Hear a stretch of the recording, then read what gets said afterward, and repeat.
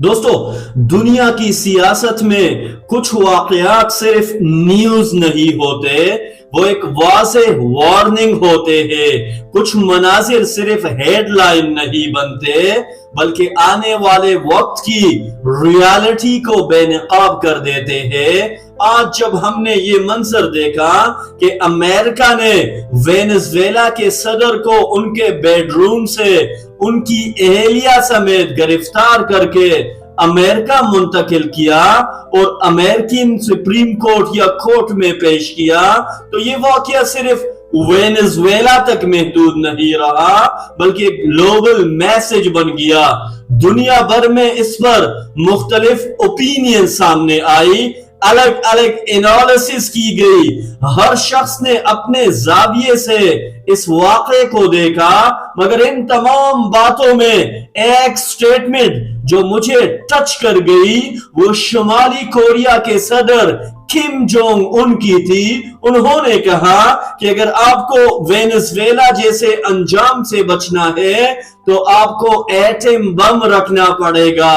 یہ محض ایک بیان نہیں تھا بلکہ ایک تلخ ریالٹی چیک تھا۔ جب میں اس بات کو ایک پاکستانی لینس سے دیکھتا ہوں تو مجھے یہ بات بالکل کلیئر سمجھ آتی ہے کہ ایٹم بم نے پاکستان کو کتنا فائدہ دیا ہے۔ اگر پاکستان ایٹمی طاقت نہ ہوتا تو آج پاکستان کا وجود شاید ایک فائل یا ایک کیس سٹڈی تک محدود ہو چکا ہوتا۔ ہم کب کے بھارت یا اسرائیل جیسے طاقتور ممالک کا نوالا بن چکے ہوتے۔ یہ سچ ہے کہ پاکستان آج بھی اکنامک کرائسس، پولیٹیکل پولرائزیشن اور سوشل چیلنجز کا سامنا کر رہا ہے، لیکن ایٹم بم نے پاکستان کو ایک مضبوط پروٹیکشن شیلڈ دی ہے، ایک ایسا سیکیور فریم ورک دیا ہے جس کی وجہ سے دشمن ہمیں لائٹلی نہیں لیتا۔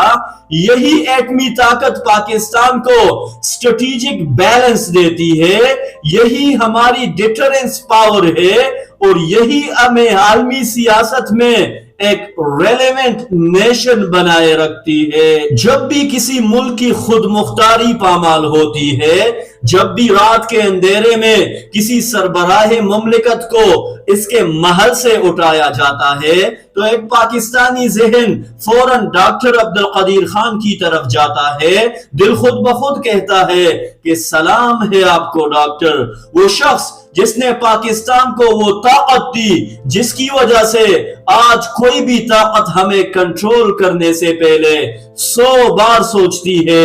اس میں کوئی شک نہیں کہ پاکستان کے ایٹمی پروگرام میں فوج، سائنسدانوں اور مختلف پولیٹیکل فورسز کا کردار تھا، لیکن اس پروگرام کا چہرہ، اس کی پہچان اور اس کی روح ڈاکٹر عبدالقدیر خان ہی تھے۔ وہ میں شاید اپنے محسنوں کا بدلہ ادا نہ کر سکے لیکن ان کے احسانوں کو مان لینا بھی ایک نیشنل میچیورٹی ہوتی ہے، اور ڈاکٹر صاحب بلا شبہ پاکستان کے ان محسنوں میں شامل ہے جنہوں نے ہمیں ڈیفنس، ڈگنیٹی اور ڈٹرمنیشن دی۔ آج کا دن ایک اور حوالے سے بھی اہم ہے کیونکہ یہ دن ذوالفقار علی بھٹو کی برسی کا دن ہے۔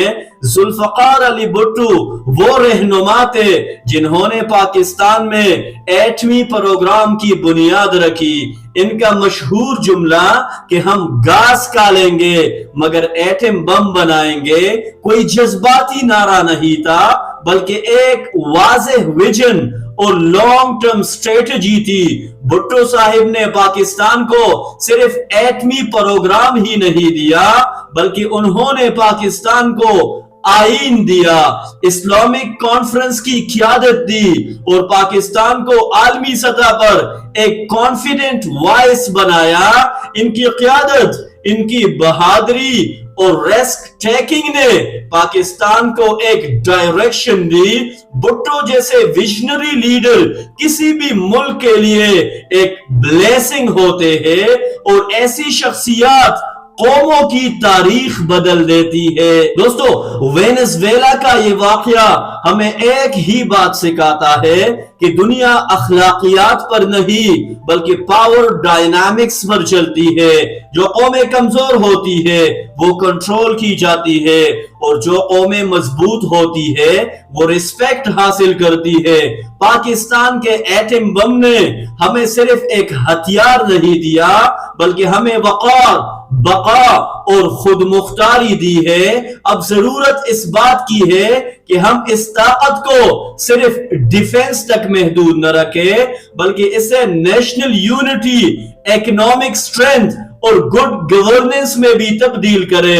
اگر ہمیں پاکستان کو محفوظ بھی رکھنا ہے اور مضبوط بھی، تو ہمیں ڈاکٹر عبدالقدیر خان جیسے محسنوں کی قدر بھی کرنی ہوگی، اور ذوالفقار علی بھٹو جیسے ویژنری لیڈر کی سوچ کو آگے بھی بڑھانا ہوگا، کیونکہ طاقت کے بغیر عزت نہیں، اور ویژن کے بغیر طاقت بھی بے معنی ہوتی ہے۔